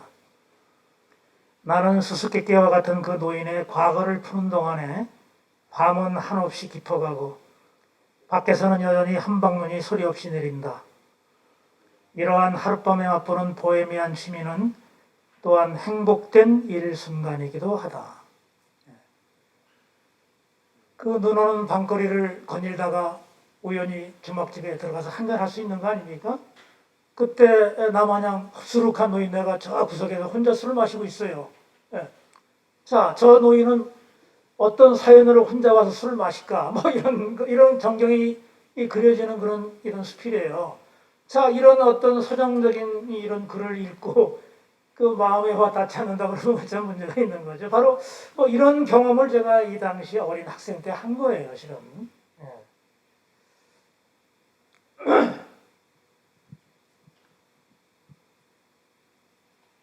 아까 제가 말씀드렸던 그 정지영과 김기림은 오랜 세월 동안 그러니까 이제 그 월북문인으로서 묶여 있었죠. 그래서 우리가 이 사람 작품을 읽을 수도 없고 사볼 수도 없고, 그래서 한마디로 지하의 시인이다, 휴전선의 작가다, 이렇게 되게 이북으로 넘어가는 사람들을 표현을 해요. 접근할 수가 없었던 거죠. 그런데 1988년도 이제 아주 그 월북문인들이 획기적인 그 해금 조치가 이루어지잖아요. 전두환 정부 들어서면서 이제 많은 문화인들을 위한 그런 그 조치가 이루어지잖아요. 일본의 문화가 우리나라 개방이 되고, 또 이북으로 넘어간 사람들의 이런 작품이 또 일반에게도 이제 사볼 수 있게 출판 이런 게 허가가 나고, 그래서 이 정지용, 김기림은 어떻게 보면 참 소중한, 다시 찾은 우리 문학사에서 소중한 시인이 우리 곁에 가까이 온 거죠. 이분은 그 1902년생으로서 김소월 시인하고 동갑내기예요. 그러나 우리는 김소월 시인은 많이 알고 있지만 정지용 시인은 해금되기까지 우리가 알 수가 없었죠. 이미 이 시인은 1920년대에 풍랑몽이라든가 향수, 홍천, 성묘, 5월 소식 같은 대표작을 대부분 발표하면서 20년대에 활발하게 활동을 했어요. 그런데 제가 그 정지용 시인의 어떤 평론가들이 쓴 작품집을 제가 많이 읽어봤는데 이 정지영 시인을 1930년 시문학 동인으로 거의 한정해서 평가하는 사람들이 많아요, 학자들이. 이건 크게 잘못된 겁니다. 그리고 이미 20년대에 김소월과 쌍벽을 이룰 정도로 활동했던 사람을 왜 1930년대 시인으로 굳이 묶을 이유는 없는 거잖아요. 바로 이제 이런 사람들, 납치됐다든가 월북했다든가 이런 월북문인들이 정당하게 우리 한국 문학사에서 평가를 받지 못한 그런 케이스입니다. 이런 것들이. 그래 정지영 씨는 실은 월북 시인이 아닙니다. 그러니까 1950년 한국전쟁이 발발할 그 당시 6.25가 터지고 나서 은평구 녹번동에 살았어요, 이분이. 그러니까 이미 이북으로 넘어갈 사람은 해방되고 나서 이태준 마냥 그때 다 넘어갔어요. 이모라든가 김남천이라든가 뭐 이런 아주 나름대로의 좌익의 어떤 이념에 뿌리 깊이 배긴 작가들은 이미 진작 넘어갔습니다. 그러니까 한국 전쟁 이미 1948년도 우리가 남한의 단독 정부가 들어서고 그게 48년도 아닙니까? 그 48년도 이후에 여기 이남에 살고 있는 사람은 그 빨갱이가 아니죠. 우리가 같이 살았던 사람들이에요. 한국 전쟁 때 끌려간 거죠. 집 나가서 돌아오지는 못했어요. 그런데 억울하게도 오랜 세월 동안 빨갱이 시인은 묶여버렸지 않습니까? 제가 또 나중에 이야기할 기회가 있을 겁니다만은 정지용 시인의 아들 정공환 씨를 제가 여러 번 만났어요, 인사동에서. 아들을. 그 당시에 아들 정공환 씨가 88년도 해금되기 전에 자기 아버지 복권 운동을 하러 다녔어요. 와서 문인들 만나서 소명받고, 그리고 자기 아버지 시집이 하나도 없는 거예요, 사람이. 그래서 내가 정지용을 좋아한다는 걸 알고 저한테 찾아온 거예요. 그 선생님, 우리 아버지 시집 좀 저한테 양도해 주세요. 저도 어렵게 산 거를 여러분들 같으면 양도할 수가 있겠습니까? 선생님, 저도 한 권밖에 없어요. 그런 아주 참 그런 시절이 있었어요. 그래서 이 정지용 시집이 이제 1935년에 신문학사에서 간행이 되지 않습니까? 지금 여러분들이 보시는 맨 오른쪽에 이게 정지용 시집의 초판본입니다. 정지용 시집 초판본입니다. 이게. 이 정지용 시집 초판본은 서울 미대 학장을 지낸 장발 화백이 실은 장정을 한 걸로 알려져 있지만 확실하게 이건 뭐 단정 지을 수는 없고 장발 화백이 장정한 걸로 이렇게 되게 짐작들을 하고 있습니다, 학계에서. 그래서 르네상스 시대의 화가 프라 안젤리코의 수태고지, 아마 성당에 다니는 분은 수태고지가 뭔지 아실 거예요. 이 가브리엘 천사가 내려와서 그 마리아한테 당신 뱃속에 예수님이 지금 들어있어 이렇게 고지해 주는 거예요. 이게 그 그림입니다. 이 그림을 사진으로 찍어서 정지용 시인은 자기 표지에다 이렇게 붙였어요. 그리고 정지용 시인은 여러분들도 아시다시피 캐톨릭 신자였습니다. 그 집안 자체, 자기 아버지도 신자였어요. 그래서 충청북도 옥천이 고향인데 옥천에 가면은 캐톨릭 그게 나와 있어요, 연역이. 충청북도 옥천에서는 최초로 캐톨릭 신앙을 받아들이는 그런 집안입니다. 정지용 시인 집안은.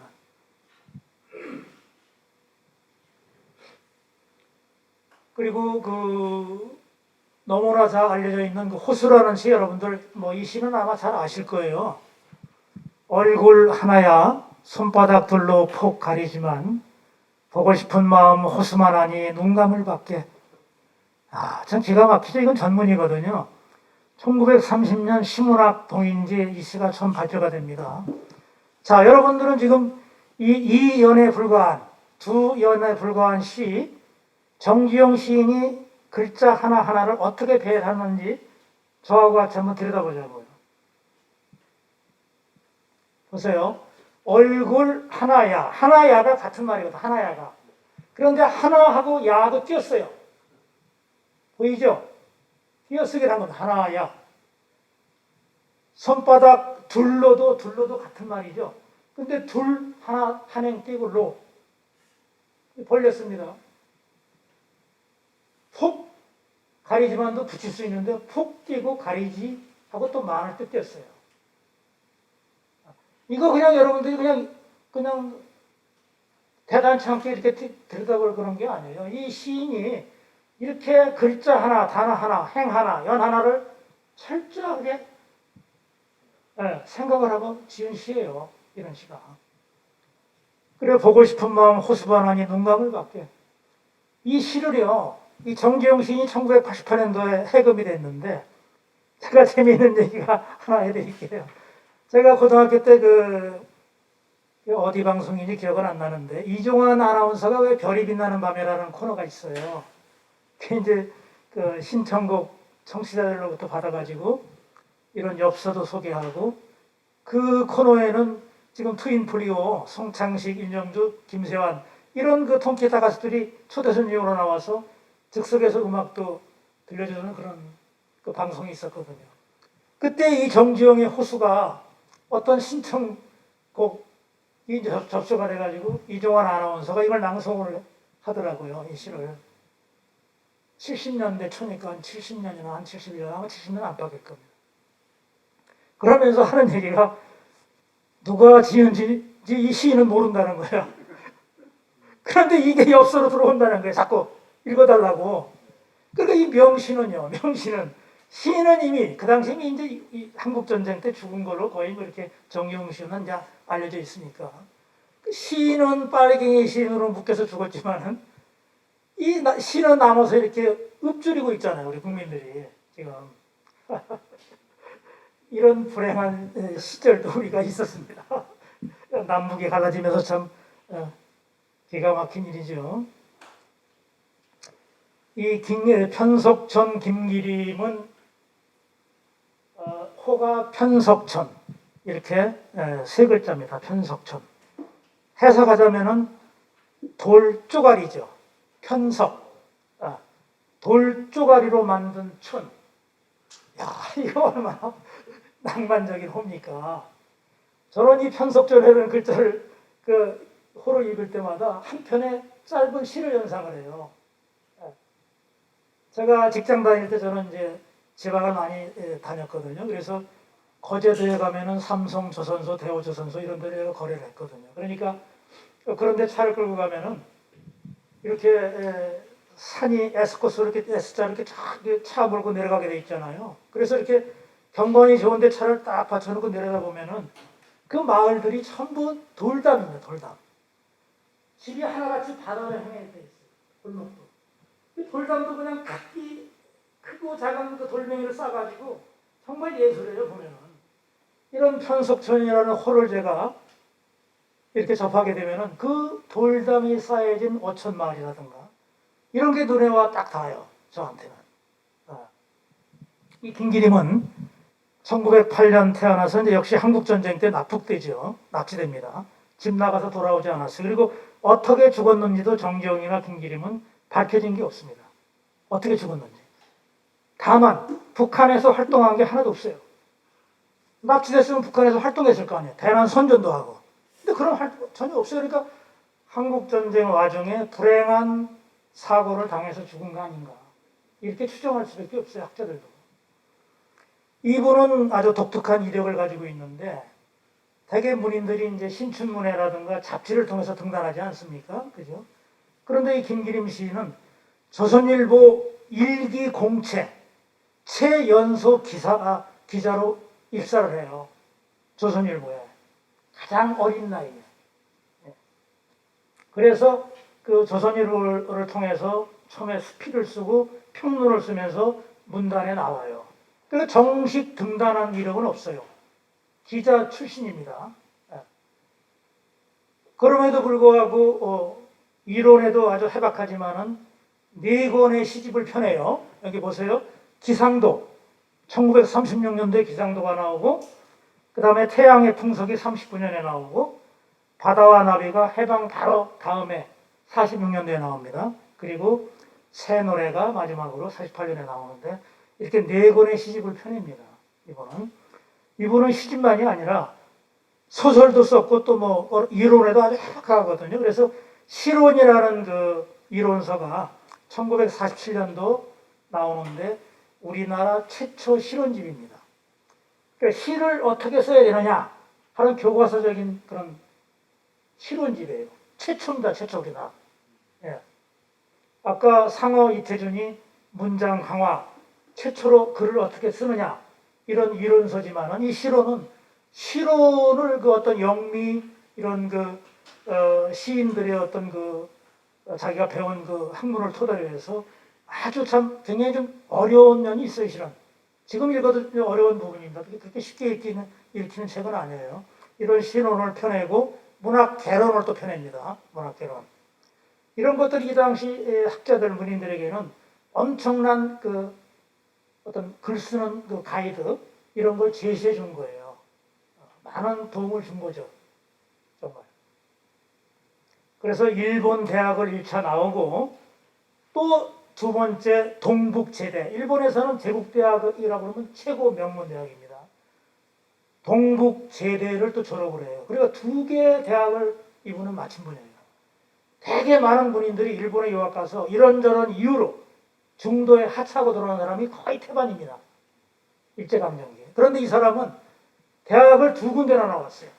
그래서 대학에 들어가서 정식으로 영미문학을 전공을 해요. 에즈라 파운드라든가 뭐 엘리엇이라든가 지금 많이 우리가 익히 알고 있는 그런 영미문학자들을 문학을 전공을 해서 서구의 모더니즘 이론을 우리나라에 처음으로 제시한 분이에요. 국내에 들어와서. 그래서 시에서 일체의 감상성, 감상적인 이런 건 철저히 배제해야 된다. 그래서 모든 시는 어떤 과학적인 태도로 접근해야 된다. 이렇게 해가지고 아주 독특한 자기의 어떤 시론을 펼쳐나간 그런 시인이거든요. 그래서 주지적인 어떤 문학 태도를 견지하면서 그 당시 조선 분단을 아주 앞서간, 선도해간 그런 사람입니다. 이 사람은. 그러니까 참 정지용이나 김기림은 우리 문학사에서 한 획을 걷다게도 과언이 아닌 그런 분들이죠. 바로 이분의 첫 시집이 기상도가 나왔는데, 기상도. 이 기상도에 얽힌 이야기가 참 많아요. 현재 이 초판본 기상도는 경매 시장에서 수천만 원에 지금 호가됩니다. 자, 착각 제가 처음으로 얘기했는데, 아마 지금 이거 아마 한 3, 4천만 원, 뭐 잘 나가면 한 5천만 원대도 갈 거예요. 불과 얼마 전에 수천만 원에 거래가 됐으니까. 왜 그러면 이 시집이 이렇게 유명하냐? 바로 그 귀재 이상 있잖아요. 이상, 오감도 쓴 시인. 이상이 이 시집을 만들었어요. 이상. 이 표지의 장정부터 시작을 해가지고 편집, 제작, 활자 전부 이상의 아이디어로 나온 거예요. 자, 여러분들 지금 이 시집 표지를 보세요. 얼마나 모던합니까? 이게 1936년에 나온 시집이거든요. 지금 봐도 아주 현대적인 감각이 물씬 풍기잖아요. 그러니까 천재 작가 이상은 국전에도 옛날 선전이죠. 일제시대 때 선전에도 입선한 사람이에요. 화가입니다. 영식으로 이상. 시만 쓴 게 아니에요. 이상은. 바로 이상의 면모가 이 시집에 아주 정확하게 드러나요. 그리고 이 기상도라는 시집은 이 기상도라는 장시 하나가 전부입니다. 최초의 장시집입니다. 장시집. 예. 단시는 하나도 안 들어가 있어요. 그래서 이 시집은 우리나라 최초의 모더니즘 시집으로 자리매김을 하고 있고, 김기림의 친구 이상이 또 장정을 했고, 그리고 이 시집이 지금 몇 권을 그 당시에 펴냈냐면 200부 한정으로 찍었어요. 200부. 그러니까 이 시집이 지금 남아있는 게 불과 몇 손가락에 꼽아요. 이 시집을 갖고 있는 사람이 많지 않아요. 그런데 이런 어마어마한 시집이 이 문학관에 있습니다. 한 박사님 맞죠? 예. 이래서 여러분들은 이 문학관을 사랑하지 않으면 안 돼요.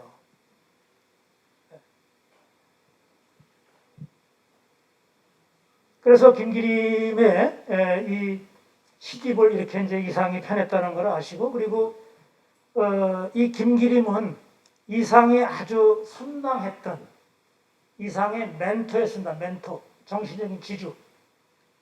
그런데 이런 사실을 아는 사람이 많지 않아요. 실은 그 이상을 더 많이 알지 김기림을 많이 아는 사람은 많지 않거든요. 자, 왜 그러면 이상이 김기림을 좋아했느냐? 이게 제가 뭐 스토커는 아니지만 추적에 해서 몇 가지 밝혀놓은 거예요. 자, 봅시다. K형에게 서신 7통이 K형이 김기림입니다. 이상의 전집을 보면은요, 이상의 7통의 편지를 남겨요. 그게 K형에게예요. 전부 K형에게로 시작됩니다. 이 K형이 김기림입니다. 자, 그만큼 김기림을 존중하고 사랑했던 거죠. 친구 입장에서. 그리고 김기림은 이상이 흠모할 만큼 아주 언어의 마술사, 글을 잘 썼어요. 이상만 잘 쓴 게 아니라 이상은 뭐 너무 난해한 그런 시나 소설을 썼지만 김기림은 정말 그 감각적인 정말 그 언어의 마술사 같이 조선일보 있을 때도 뭐 기사거리 편집하는 거 보면은 그냥 뭐 안 보고 한번 딱 끝냈다고 그래요. 그 신문에 기사화시키고 그 정도로 아주 언어 감각이 뛰어난 그런 시인으로 알려져 있습니다. 그리고 일본에 2번씩이나 유학을 다녀왔고 일본 대학교 동북제대 그리고 또 한북 성진에는 수십만 평의 화성을 가지고 있는 부잣집 아들이었고 김기림은 그리고 김기림의 형제는 누이 동생 포함해서 누나들 7명이나 있었어요. 그 7명은 전부 여자들인데 유일하게 막내 김기림이 맨 마지막에 태어납니다. 그래 집안에서 얼마나 귀엽게 자랐겠어요. 그럼에도 불구하고 부모님들이 일찍 세상을 떠나는 바람에 이 김기림은 외로운 유년 시절을 보낼 수밖에 없었죠. 김기림의 어떤 성장 배경을 제가 알려드리면 그래서 김기림은 또 그 당시에 덴마크 체조가 있을 때 유행했는데 몸 단련하는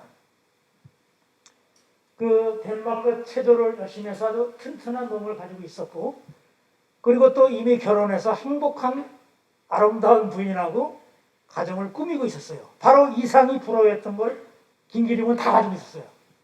이상은 이 중에 아무것도 하나 가진 게 없었어요. 건강해졌습니까? 집이 부자입니까? 그죠? 폐병 걸렸죠. 그러니까 이상이 김기림을 좋아할 수밖에 없었잖아요. 그래서 1936년도에 그 김기림이 동북제국대학교 유학 갔을 때 이상이 동경으로 넘어간 게 김기림 때문에 쫓아간 거예요. 의지할 데가 없으니까. 이 당시에 이상의 글을 보면은요, 이상은 프랑스로 유학을 가려고 그랬어요. 프랑스로. 근데 돈이 있습니까? 돈이 없으니까 프랑스로 못 가거죠. 그 당시에 아마 프랑스로 유학 갔다 그러면 이상이 일본에 가서 죽지 않았을 거예요. 김기림 친구 따라 강남 간다고 동경으로 유학을 갑니다. 그게 1936년도 가을, 늦가을쯤이에요. 가자마자 불령선이로 경찰한테 불신걸 건물에 붙잡히잖아요. 보세요. 머리는 동두남발을 했죠. 수염은 안 깎았죠. 그 완전히 고등수상자 아닙니까? 붙들려 들어간 거예요. 너 조선진 아니야? 에이, 너 가만히 보니까 완전히 뭐 사상 들어가! 이래가지고 영창에 들어간 거예요. 근데 그 당시에 폐병을 가지고 있었기 때문에 그 열악한 감옥에서 그 참 폐병 걸린 사람이 견뎌낼 수가 있겠습니까? 일제 혹독한 그런 감옥에서. 와보니까는 간소가 보니까 피토하고 이러고 있으니까 아, 이 폐병쟁이 아니야? 이게 내보낸 거예요. 아, 이놈 여기서 죽을 것 같으면 나가서 죽어라. 그래서 결국 그 다음에 1937년도 4월 17일 날 동경제국대학교에서 이상은 죽잖아요. 죽기 딱 한 달 전에 김기림에게 SOS를 칩니다. 나 지금 다 죽어가니까 좀 나 좀 살려주시오. 그래가지고 김기림은 그 당시에 동북제대 학교 다닐 때인데 3월달 봄 방학을 이용해서 이상이 영창에서 나와가지고 그냥 짐짝처럼 부려져 있는 하숙집에 처박혔을 때 만난 거예요. 김기림이. 와보니까 해골만 남아있잖아요. 이상이. 그 만난 게 김기림하고 이상은 마지막이었어요. 그리고 한 달도 못 가서 이상은 세상을 떠나죠. 지금. 그래서 이상이 죽고 난 다음에 이 친구 김기림은 이상에 흩어진 원고를 모아가지고 이상 선집을 펴내줍니다. 이게 1949년에 나왔어요. 그러니까 시인 이상의 유일한 유고집이에요. 이 작품집이. 그리고 이 작품집의 서문을 김기림이 썼어요. 뭐라고 썼어요? 이상의 모습과 예술이라는 거예요. 저는 지금까지 그 이상에 대해서 많은 글을 접해봤지만 이 편석천 김기림이 쓴 이 서문, 이상의 모습과 예술을 능가하는 글을 저는 보지 못했어요. 친구가 이상을 평가라고 썼으니까 얼마나 잘 썼겠어요. 제대로. 정말 길지 않지만은 이상의 아주 면모가 여실하게 드러나 있어요. 이 서문에. 왜 김기림이 이걸 썼겠습니까? 자기 시집을 이상이 편해줬잖아요. 그래서 그 은혜를 죽은 다음에 갚은 겁니다. 그러니까 이 문인들 사이에서도 이런 어떤 사연이 있어요. 책에도.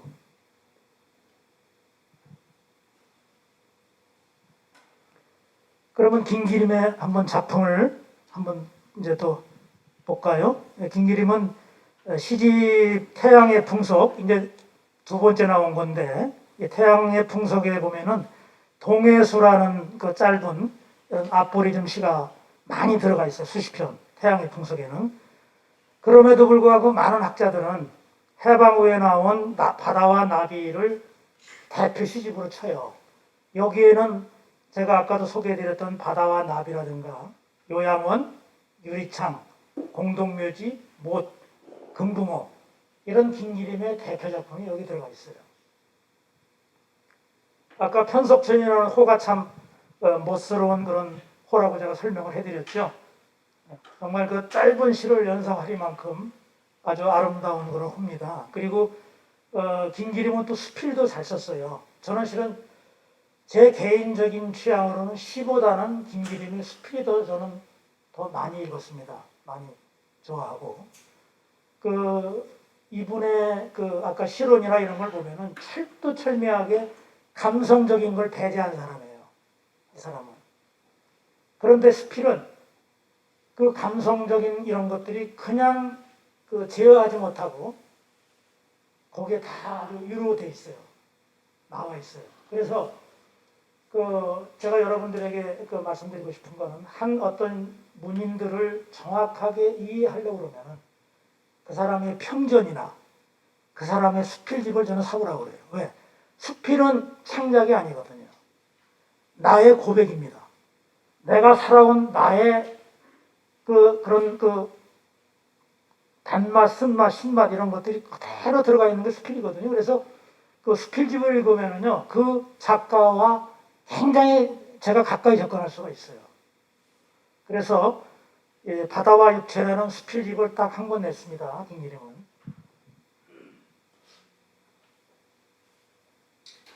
그리고 동해수라는 이제 시가 제가 이게 고등학교 때 참 이 시를 접하고 제가 학교 다닐 때는 이제 연애 편지도 좀 요즘 편지 쓰는 사람 없잖아요.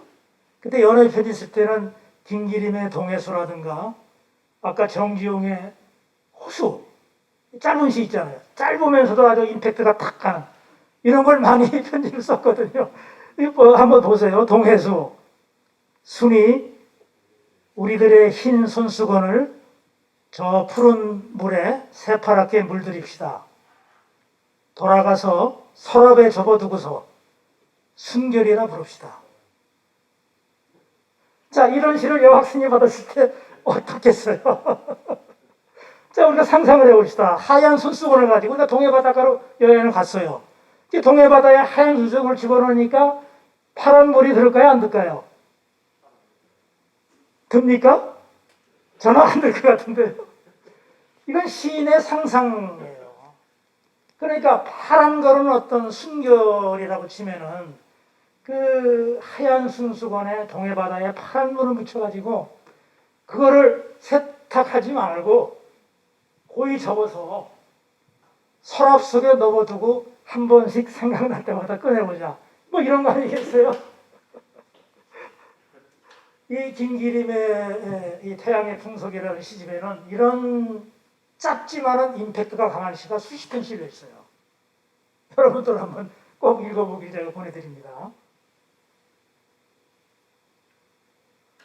그 다음에 이제 제가 그 아까 김기림의 바다와 육체라는 수필 1집에는 이 길이라는 아주 유명한 수필이 여기 들어가 있거든요. 그런데 이 길은 실은 1936년도 조광이라는 잡지에 맨 먼저 발표가 됩니다. 그러니까 요즘같이 이제 봄을 맞이해서 1936년도 봄을 맞이해서 7명의 문인들에게 봄을 주제로 해가지고 한 편씩 수필을 쓰게 한 게 그 중에 하나가 김기림의 길입니다.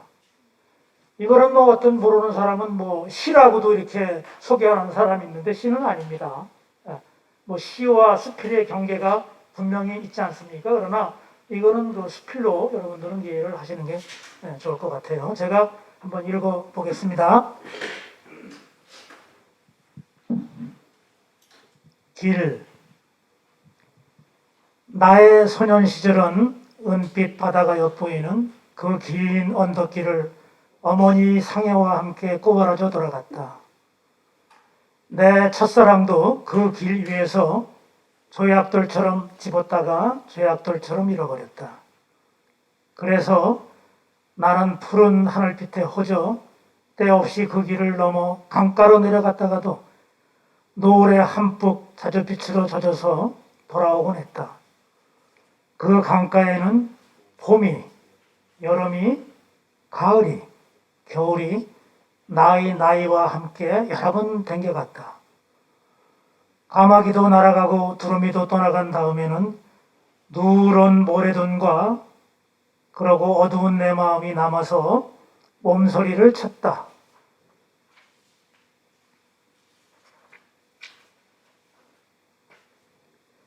그런 날은 항용 강기를 만나서 돌아와 알았다. 할아버지도 언제 난지를 모른다는 마을 밖 그 늙은 버드나무 밑에서 나는 지금도 돌아오지 않는 어머니, 돌아오지 않는 계집애, 돌아오지 않는 이야기가 돌아올 것만 같아 멍하니 기다려본다. 그러면 어느새 어둠이 기어와서 내 뺨에 얼룩을 씻어준다. 아마 이런 서정적인 글을 여러분들이 아마 조용할 때 조용히 읽어보면은요, 김기림 시인이 어떤 삶을 살았을까? 이 길이라는 짧은 이 수필에는요, 김기림 문학의 원천을 엿볼 수 있어요. 원체험을. 김기림이 많은 형제 집안에서 막내 아들로 태어났고, 일찍 부모를 여의고, 그 소년이 얼마나 외롭게 성장했겠습니까? 그 김기림이 태어난 데는 많은 사연이 있어요. 그 김기림의 누나가, 바로 위에 손의 누나가, 어느 날 집안 어른들이 김기림 낳기 전입니다. 왜 우리 집안은 딸만 이렇게 7명이나 낳냐? 대가 끊기겠다. 그러니까 점쟁이가 한 번을 와서 그러는 거예요. 바로 막내딸을 남한테 줘라. 남의 집으로 주라 그런 거예요. 그걸 뭐라고 그러는지 모르겠어요. 저도 뭐 그런 경우가 없으니까. 그러면은 아마 그 다음에 놓는 아이는 아들이 틀림없을 것이다. 이래서 자기 누나가 자기 때문에 쫓겨나요. 먼 친척 집으로 그냥 입양 갑니다. 완전히. 네. 그 고통을 김기림은 안고 살 수밖에 없었어요. 늘 자기 누나에 대한 미안한 마음. 그리고 어머니 일찍 돌아가시고 또 김기림의 첫 번째 사랑했던 원려라는 그 첫사랑의 여인은 또 헤어집니다. 이 김기림의 편견이 다 나오는 거예요. 그러니까 이런 그 김기림의 아픈 가족서가 있거든요. 이 길이라는 작품에는. 그래서 김기림의 문학은 이 한편 길로부터 시작된다. 저는 그렇게 제가 책에다 그렇게 정의를 했어요.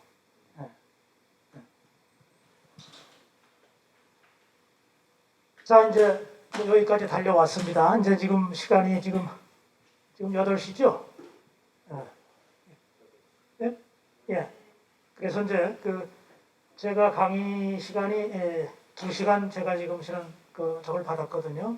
그래서 나머지 1시간 반 정도는 여러분들하고 같이 강의를 하고, 그리고 30분은 질문하고 제가 답변하고, 뭐 그런 시간을 제가 갖는 거로 저는 알고 있습니다.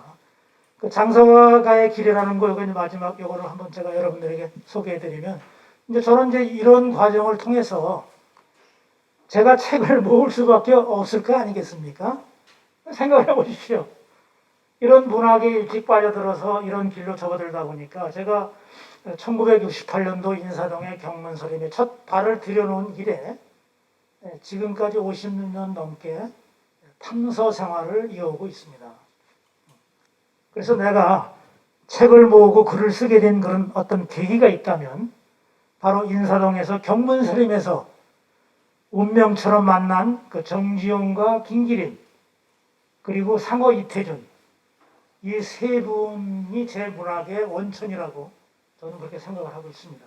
그리고 1992년 제가 하동호 교수의 추천을 받아가지고 대한출판문화협회로부터 이제 모범 장서가상을 제가 받았어요. 이거는 우리나라에서 유일하게 있는 책을 많이 소장하고 있는 사람한테 주는 상입니다. 뭐 저는 이거보다 더 좋은 상을 받은 게 없습니다. 이 상을 제가 받았고요. 그리고 그 많은 책을 제가 소장하고 있다 보니까 많은 사람들로부터는 그 책을 어떻게 할 것이냐 하는 질문도 많이 받았거든요. 그래서 그동안에 한 50년 동안 나 혼자 즐겼는데 이제는 이게 나 혼자 즐기면 안 되겠다.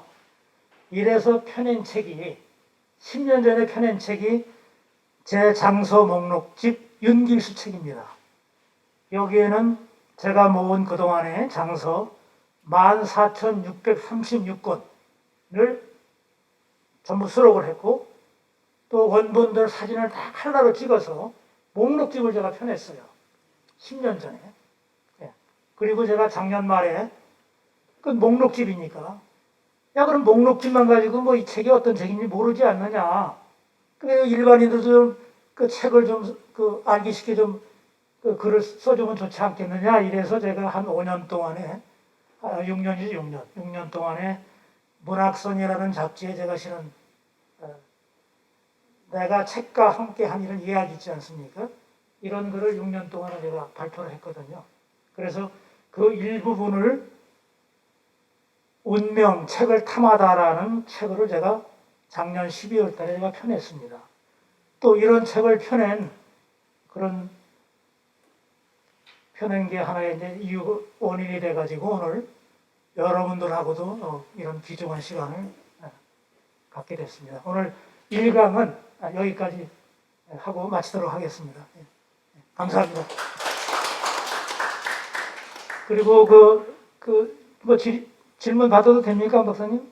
예, 이제 조금 여러분들 제 강의 들으시면서 좀 궁금한 점이나, 앞으로도 이제 강의는 계속 이어질 겁니다만은, 좀 해주십시오, 저한테.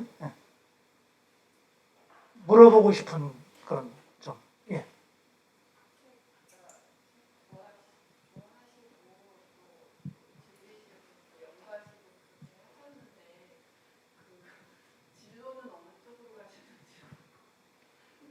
제가 살아온 삶. 그러니까 그런 삶이 아니라 예. 이제 이렇게 책 읽으시고 문학 쪽으로 가셔서 선생님 이런 쪽으로 가셨는지 아니면 아니, 그러니까, 별개로 예, 전혀. 예.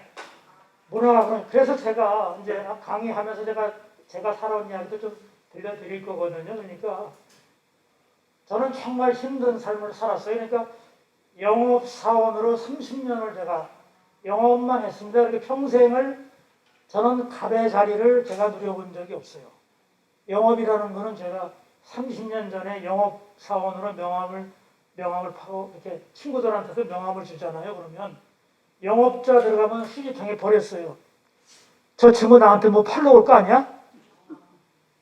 영업직이라는 거는요, 굉장히 그렇게 대우받는 직은 아니었어요. 그러니까 전혀 모르는 사람을 만나서 우리 회사 상품을 팔고, 그죠? 그게 끊임없는 30년 세월을 살다 보니까는 그 뭐 어떤 영일이나 낙일이 없죠. 그러니까 그 굉장히 힘든 생활을 하면서도 제가 지금 이 자리에 와서 서 있을 수 있었던 그 원인은 바로 책이 저를 구원해 줬어요. 제가 스트레스 받고 이 세상 살면서 굉장히 힘들 때는 서점에 달려갔어요. 그러면 서점은 나를 따뜻하게 안아줬어요.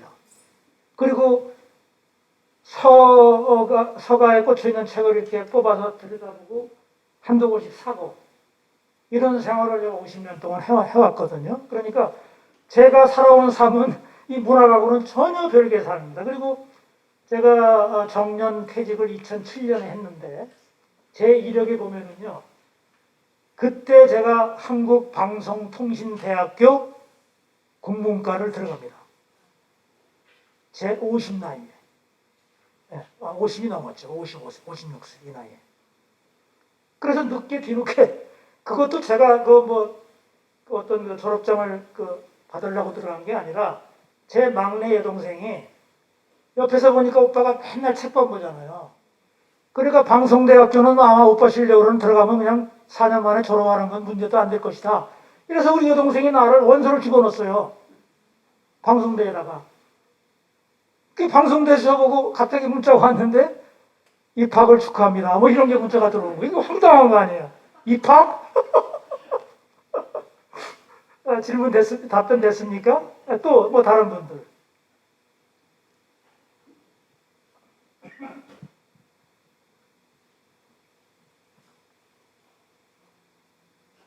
없습니까?